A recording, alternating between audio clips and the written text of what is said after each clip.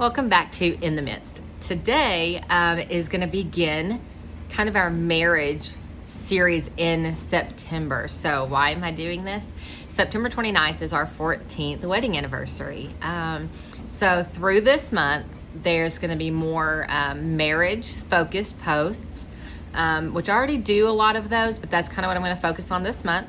And if you don't follow me on Instagram, go find me on Instagram. There's going to be more marriage-centered posts this month. I'm going to share part of our testimony, some things about our marriage, marriage tips, these videos. I'm going to be sharing some excerpts from my book, Is Your Marriage a Priority? So we're going to go through a lot of that.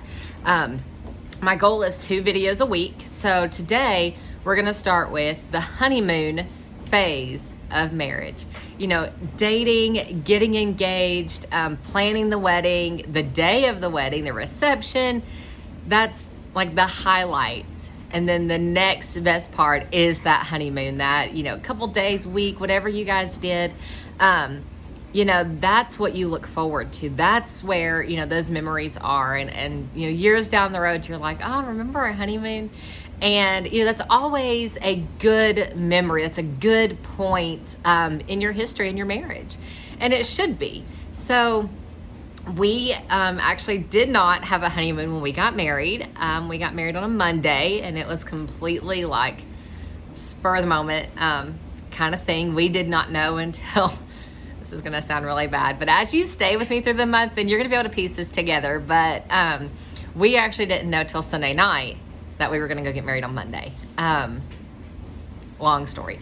So we got married Monday, September 29th, in a little town called Caruthersville, Missouri.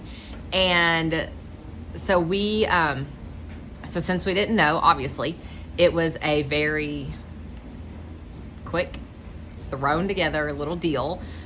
It was not, it wasn't a church, but like we were in a town we didn't know and didn't know the pastor or anything like that. It was like almost a courthouse wedding, and it would have been, except when my husband called, before he was my husband, when he called to get the information that they needed, they told him, you know, identification, driver's licenses, you know, all this stuff, the fee, whatever.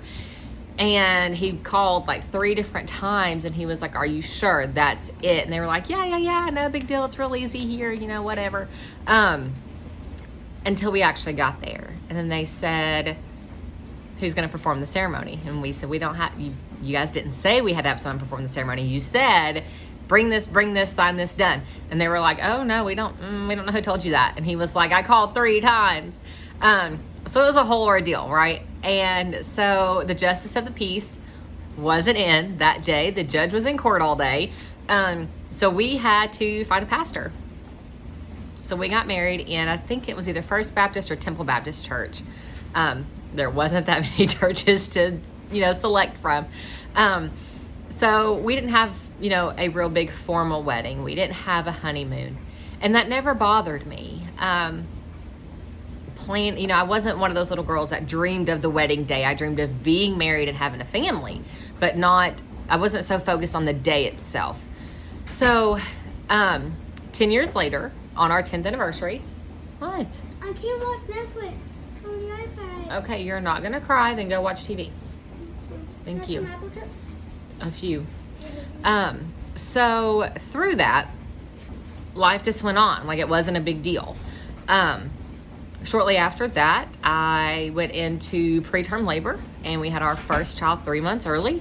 So that was a fun start to being married, trying to figure this thing out, you know.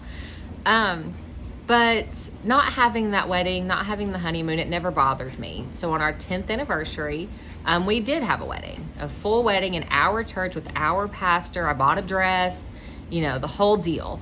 We had a reception after, and we took a honeymoon. We took a trip, just my husband and I, to, where did we go? Virginia.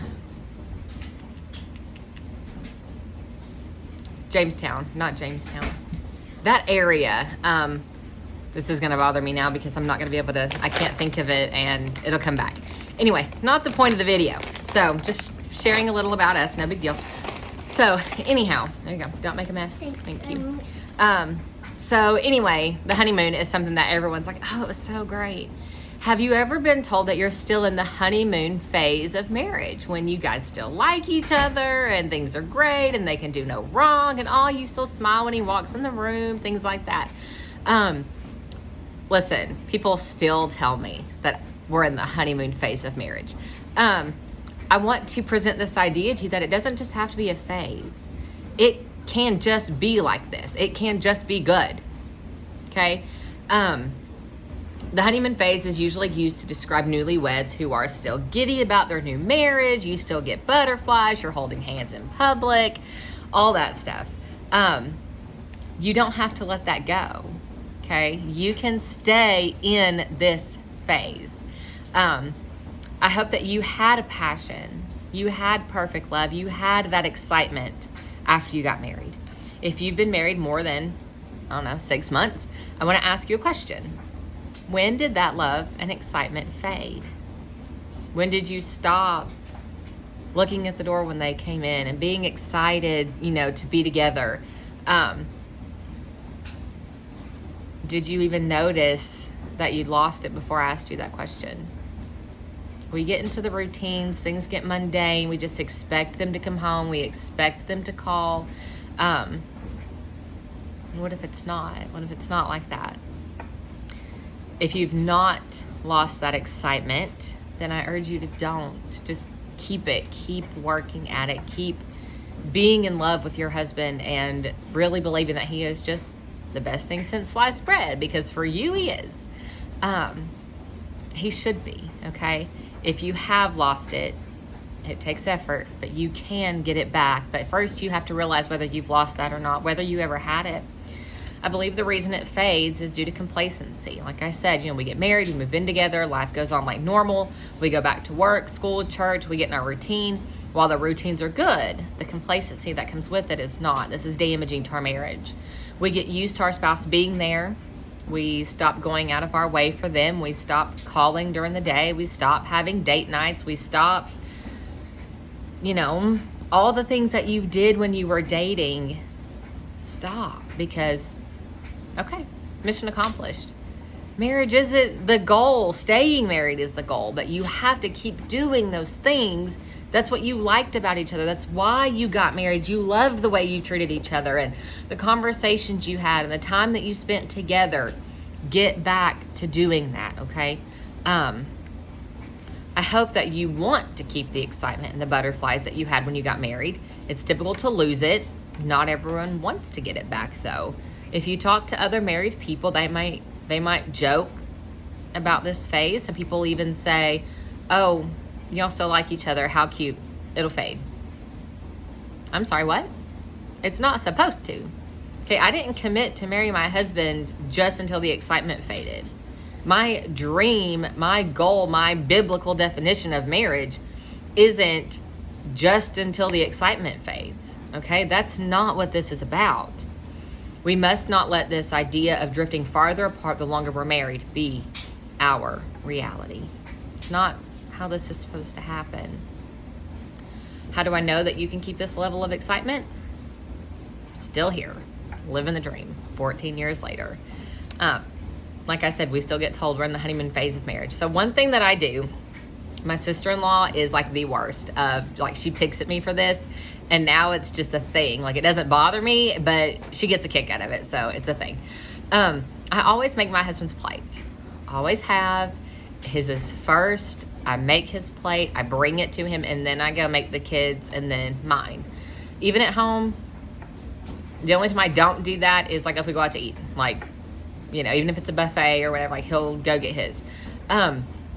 If we're at church and there's like a church function, I get his plate first.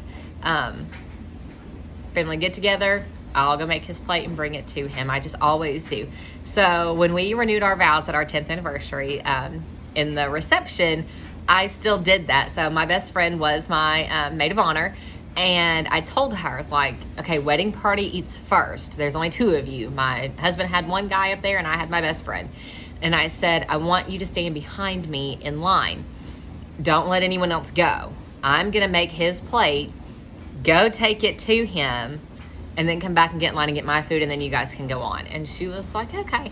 So we had this delicious, like, home style, just Southern barbecue menu. We had pulled pork and potato salad and coleslaw and all that stuff. And we wanted it just very comfortable, homey, friends, you know. We didn't have a real big reception, nothing like that. That's what we planned, that's what we wanted. And so she did. So as we walked down the hallway into the cafeteria section, where the reception was, our husband, or our pastor, you know, announced, you know, husband, wife, whatever, like he would have anyone else. And then he gave my husband a thing that I'd made. Instead of a marriage certificate, since we were already married, I made a vow renewal certificate and filled it all out and wrote on it and stuff. And then he gave that to my husband when we walked in. Well, then they were like, all right, you guys get in line and go eat. And I looked at my husband and I said, go sit down. And he was like, okay. So he starts to go sit down, and someone was like, go get in line. He was like, I was told to sit down. So I made his plate. Well, his sister, my sister-in-law, was our photographer, and she was like, really, you are not doing that right now. And I was like, oh, yes, I am. And she actually stopped, like, whatever she was taking a picture of, and took a picture of me standing at the table beside him holding his plate, and then as I sat it down, like, she made this big deal about it. But those are just some of those little things. Like, don't take them for granted. Keep doing them. This is part of that spark that you had in the beginning. You wanted to go out of your way. You wanted to please them. You wanted to do stuff to make them feel special. That should not fade just because you're married. Okay? Keep doing these things. Is it hard sometimes? Yeah. Are you guys going to fight and argue and you don't want to do it? Yeah. Oh, well. Okay? Don't be driven by emotions. You vowed. You made a promise that wasn't based on emotions. Don't let your marriage live on those emotions. So we should not get over the love and affection that we have for each other. Your spouse is the one person that God has given you to go through this life with. Your kids are going to grow up, move out. Your parents are going to pass away. Friends are going to come and go. Hobbies are going to come and go. You might, have to move on to a different church. Your spouse is the only person you chose. And they are the only person that you have vowed to be with. In sickness and in health, for better or worse, richer or poor, till death do us part. That's it. They are the only person. I don't think we can hold our marriage in too high of a regard or respect. I don't think we can nurture it too much. Okay? God is for marriage. We have to protect it. Your love, respect, and appreciation should be more today than it was on your wedding day. How miserable would it be to live with someone for just a few years and you like them less and less every day? Why would you want to do that? Why would you want to stay there? Why are we letting this happen? This is not God's design for marriage at all. I want to remind you that love is not just an emotion. It is not something that you fall into and out of. It is a choice, and it is an action word. It is a verb. 1 Corinthians 13 tells us all that love is. Colossians 3 and Ephesians 5 give us more on marriage and what our roles are and how we should treat each other. In today's world, we have instant communication at our fingertips. I'm not against texting, but sometimes we just need to do things that require more effort. Instead of sending a text or an email, write a note for your spouse. I leave my husband notes with his medicine almost every day. Sometimes I slack on this and come back. I used to be really good at this, and then now I suck. So this is one of the things that I do, and I'm not sharing this to be like, hey, look how good of a wife I am. I am not perfect. I'm sure my husband has a list.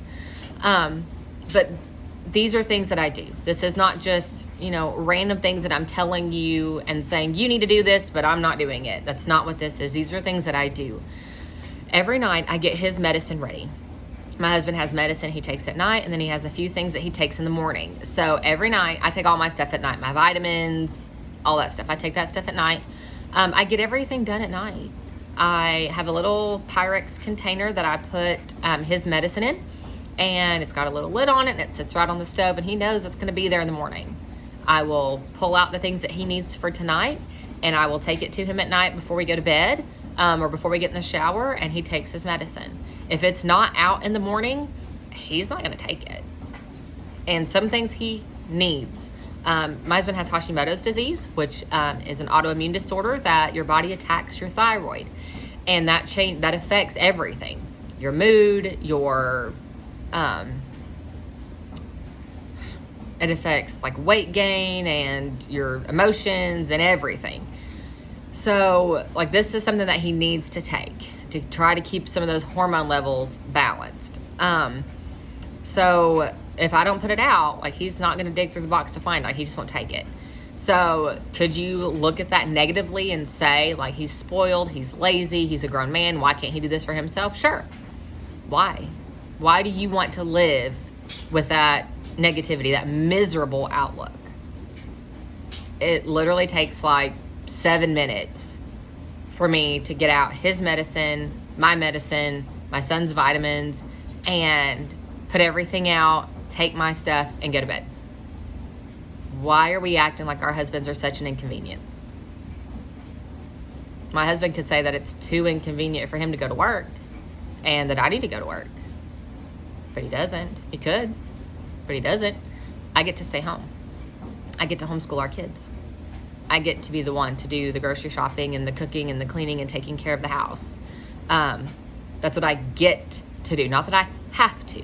Okay, that's the problem with our outlook, is we have to, and we feel so burdened with these things when really we should be having the joy of the Lord in everything we do, because everything is to be done unto Him. Do I just love scrubbing the toilet? No, I don't. But I would rather do that than be at work and work 40 hours a week and be away from my children. Okay? So stop acting like he is an inconvenience and a burden. So anyway, with that, the medicine thing, I'll write a little note, stick it underneath it. If I pack his lunch to take to work the next day, I have a different small plastic container. I'll write a note in and fold it all up and stick it in there. And I normally put like a little butterscotch hard candy or a little Hershey Kiss or something like that in there for him to have. I pack his lunch, put it in there, and he's ready to go for the day. Do I have to do these things? No. But I get to. I get to take care of my husband. I get to make him feel loved and appreciated. That should never be a burden, okay? All of our husbands are wired a little different. They have a different love language, and that's fine.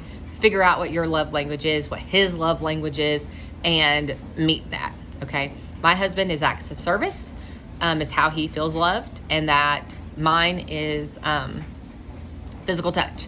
So we know that about each other. That's okay. So sometimes I will stick a note in his van. He has a work van, and I'll put a sticky note on the steering wheel, or I'll stick it in the cup holder so he won't see it till later. I'll stick it in his wallet and he'll see it, at lunch or whatever. It's just little things, just little pick-me-ups where he's like, oh, she did this. She thought of me. She, whatever. Make your spouse's favorite meal instead of hitting a drive-thru this week.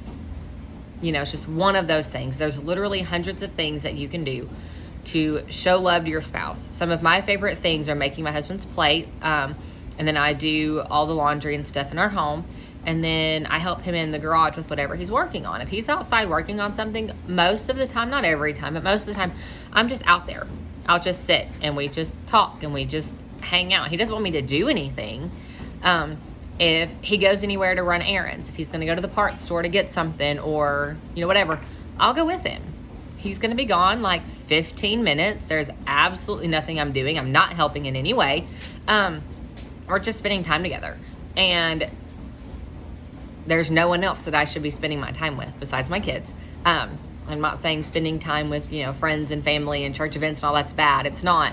But if you don't want to spend time with your spouse, it's time to work on things. It's past time to work on things. Don't let it get there before you maintain your marriage and put some effort into this. Most of our battles are in our mind. You must train yourself to look forward to your spouse coming home and for being the spouse that is coming home. If you're at work, you're not home during the day, you have to get yourself mentally ready for coming home. You're going to meet your husband. He's going to be there. He's coming in shortly behind you. And if you just come in and you sit on the couch and you're like, oh, life is so miserable, why does he want to listen to that? Yes, we have hard days. Yes, we should be able to share that. But are you listening to him? Are you trying to encourage him about his bad day, or is it just all about me? Okay. Be excited about coming home to him, being home with him, about him coming home to you. I understand that our situation is a little different since I'm a stay-at-home mom, but I believe these basic principles apply to every marriage. Each spouse should be making an effort to show their love and appreciation to one another. This is not just for wives, although we usually have to be the one to start. You set the tone of the home. If you will break this cycle, if you will start, your husband will begin to do these things. Just be willing to take the first step and break the cycle of complacency.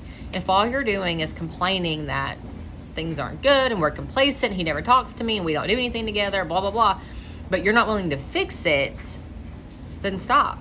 Stop talking. That's literally the definition of insanity. You're doing the same thing over and over, hoping for a different outcome. Stop. Break the cycle. Do something about it. Do something different. Take the time to show your love and appreciation to your spouse every single day. You can find something to be thankful for, to thank him for every day. Maybe it's that he works. Maybe it's that he lets you stay home. Maybe it's he lets you go get your nails done, or he doesn't care that you stopped and got Dunkin' 3 times this week. Maybe it's that you guys went out for dinner. Whatever it is, just be thankful. If you're not sure about your love languages, www.5lovelanguages.com. There's a quiz for that, so take that. Doesn't take very long. You get your results instantly. Go through that. Figure out what both of you are, and to know where you need to, cater to, know what their love language is. And then in the comments below, I'm going to have a couple of resources, different books. I'll have the website for the love languages, and then there's going to be additional resources to help strengthen your marriage, or some books that are by, authors that I know personally, that I've worked with. I've read their books and stuff. So those will be in the comments below. Let this month be the month that you start working on your marriage. Make that your goal. See what you can improve. See what you can do better. Look back to when you were dating, engaged, and first married, and look at what you used to do and what do you do now. What are the things that you've let go? Pick those back up and start doing those things again. It's okay if your husband's spoiled. There's nothing wrong with that, okay? So, until next time, stay in the Word, stay close to the shepherd, and let him lead you in paths of righteousness.